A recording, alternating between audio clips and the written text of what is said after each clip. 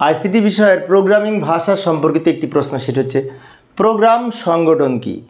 তো একটি প্রোগ্রামের যে প্রধান তিনটা অংশ, ইনপুট, প্রসেসিং এবং আউটপুট, এই তিনটা অংশে হচ্ছে প্রোগ্রাম সংগঠন বলে।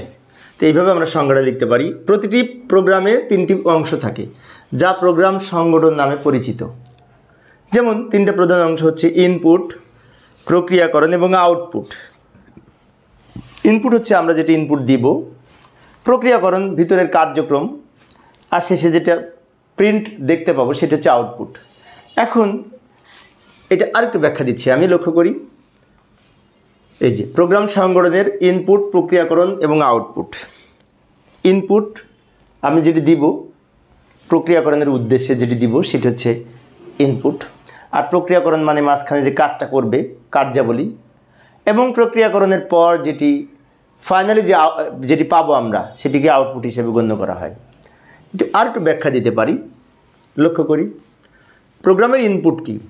ফলাফল পাওয়ার উদ্দেশ্যে কম্পিউটারের যে ডেটা আমরা ইনপুট দিই বা দিয়ে থাকি কাঁচামাল হিসেবে, এই ইনপুট হচ্ছে ইনস্ট্রাকশন যেগুলো আমরা দিয়ে থাকি সেটা হচ্ছে ইনপুট অংশ। যেমন আমি ইনপুট দিলাম 4 আর 5, এখন 4 আর 5 যোগ করার উদ্দেশ্যে দিলাম, তাহলে এটা হচ্ছে ইনপুট। দুটো যোগ করবে, এখানে যোগ করতেছে, এটা হচ্ছে প্রসেস। ফাইনালি দুটো যোগ করে 9 হচ্ছে, সেটি আউটপুট। এবার আসি আউটপুট কি। তা আউটপুট কি যদি আমরা লিখতে চাই এইভাবে লিখতে পারি, আউটপুট প্রোগ্রামের প্রসেসিং থেকে প্রাপ্ত ফলাফলই হচ্ছে আউটপুট।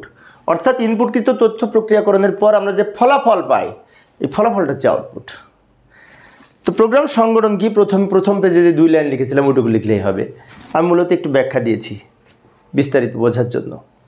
আর এই অধ্যায় সৃজনশীল প্রশ্নের প্লেলিস্ট ভিডিও ডেসক্রিপশনে দেওয়া আছে, ওখান থেকে তোমরা সৃজনশীল প্রশ্নের উত্তর জেনে নিতে পারবে।